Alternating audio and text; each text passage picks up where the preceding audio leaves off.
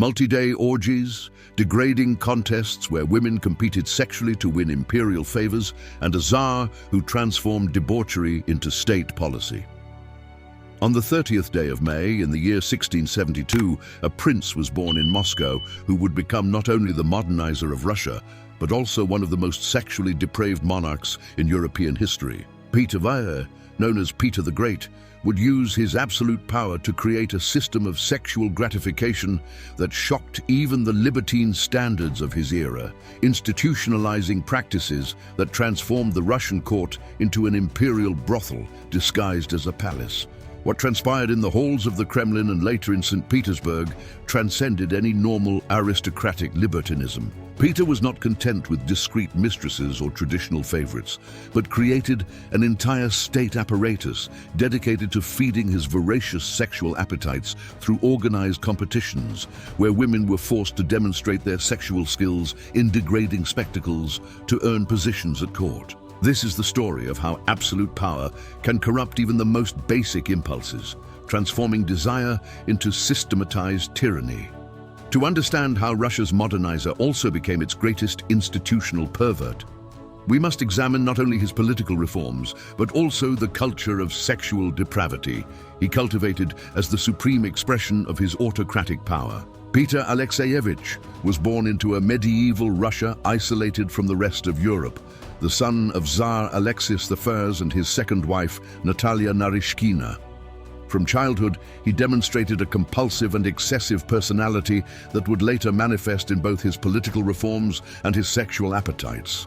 When he assumed absolute power in the year 1696 at 24 years old, Peter possessed not only the authority of an autocrat, but also the physical and sexual energy of a young man determined to experience every pleasure his power could provide.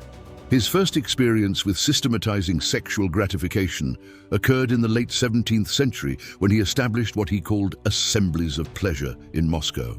These gatherings, officially described as social meetings to modernize Russian customs according to European standards, were in reality elaborate orgies where participation was mandatory for members of the high nobility. Peter used these assemblies to break conservative Russian traditions, but also to identify and test women who could satisfy his growing sexual needs.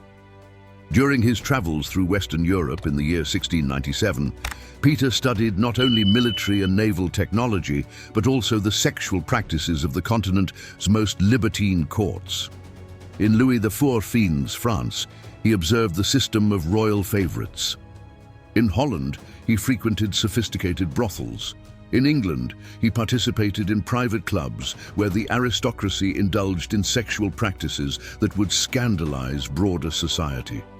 These experiences provided him with models he would later adapt and extremize in Russia. Returning to Moscow in the year 1698, Peter implemented the first formal system for selecting mistresses through organized competitions.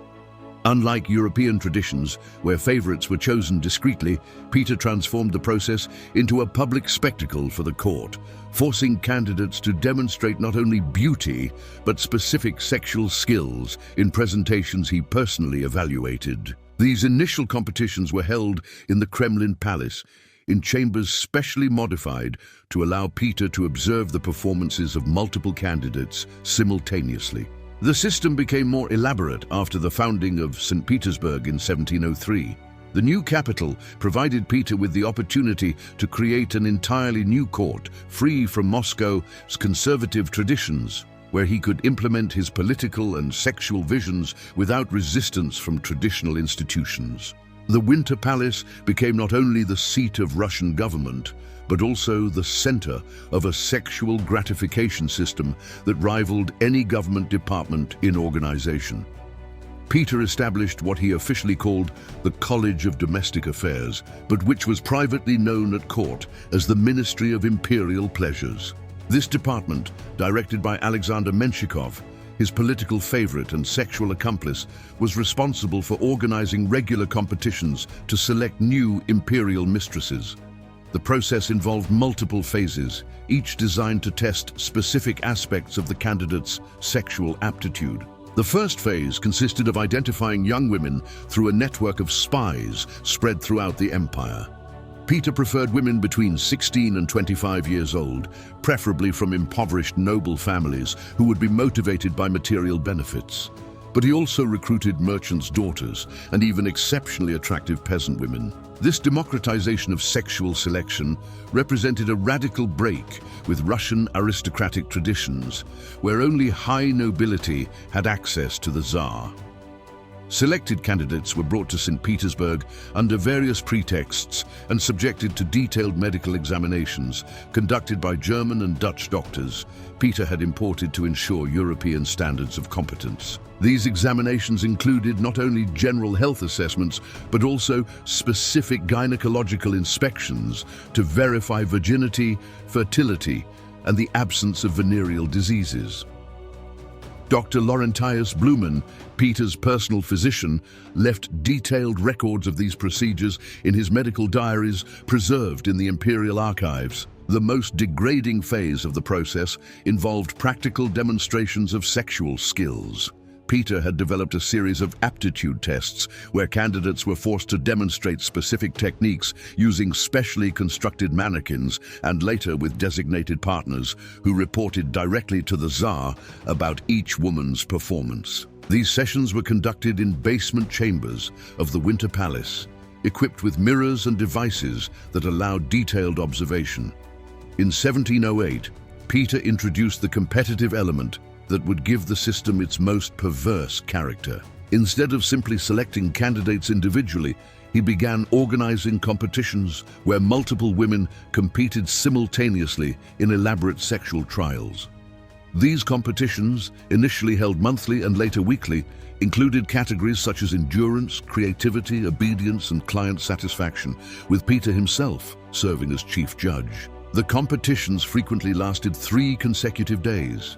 Candidates were housed in special palace quarters during this period, subjected to specific dietary regimens, and prepared by instructors specialized in sexual techniques Peter had studied during his European travels. The most disturbing aspect was that these competitions were frequently attended by selected court guests, transforming the women's degradation into entertainment for the Russian elite.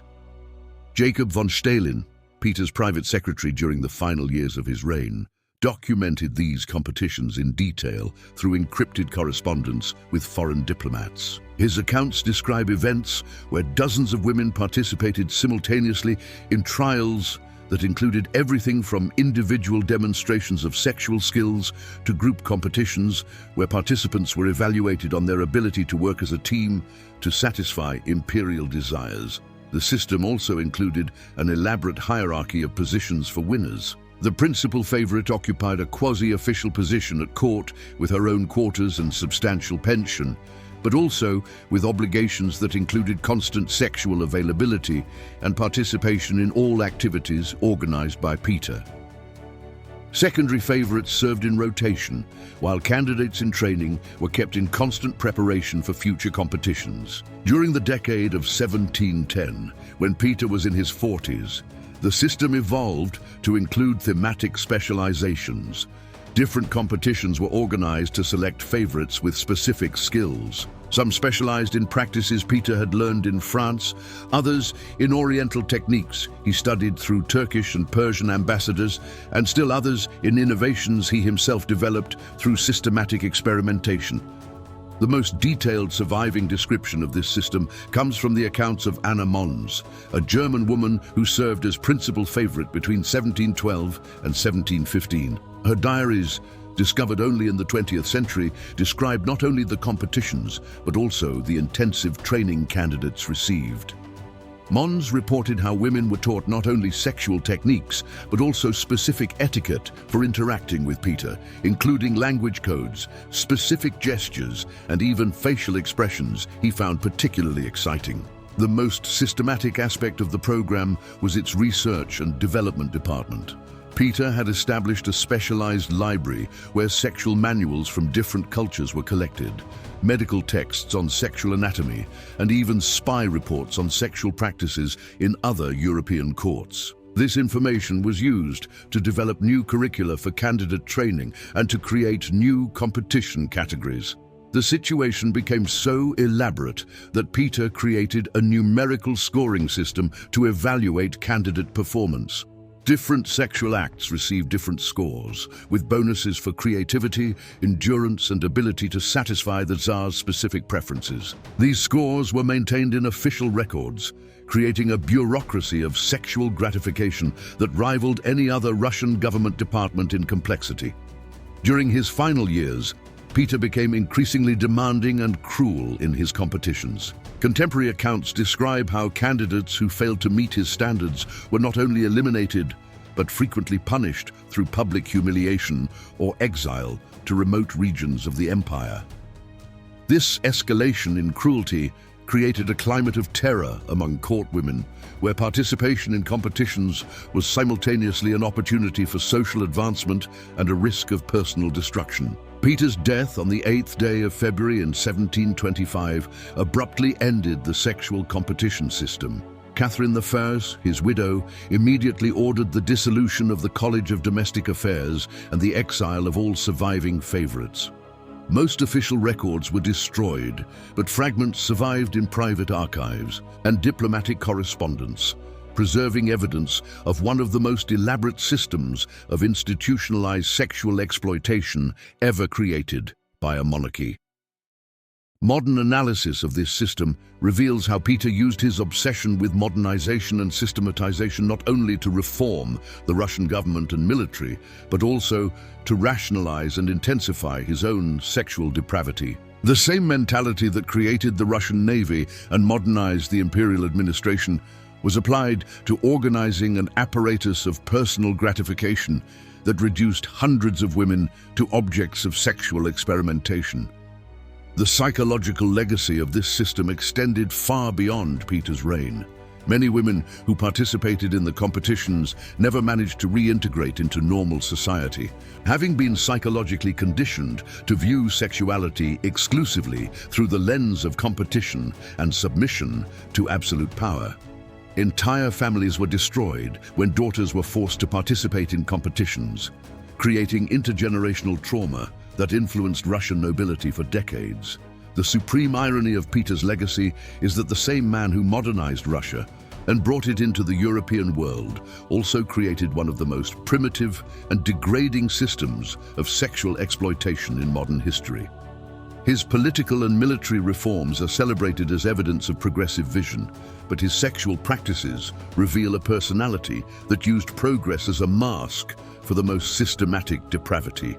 Today, when we examine the reign of Peter the Great, we must remember that behind the mask of the enlightened reformer hid a sexual predator who used the entire power of an empire to satisfy appetites that transcended any normal human need. His sexual competitions remain as a disturbing testament that even the most progressive leaders can use modernization as a tool for the most sophisticated oppression.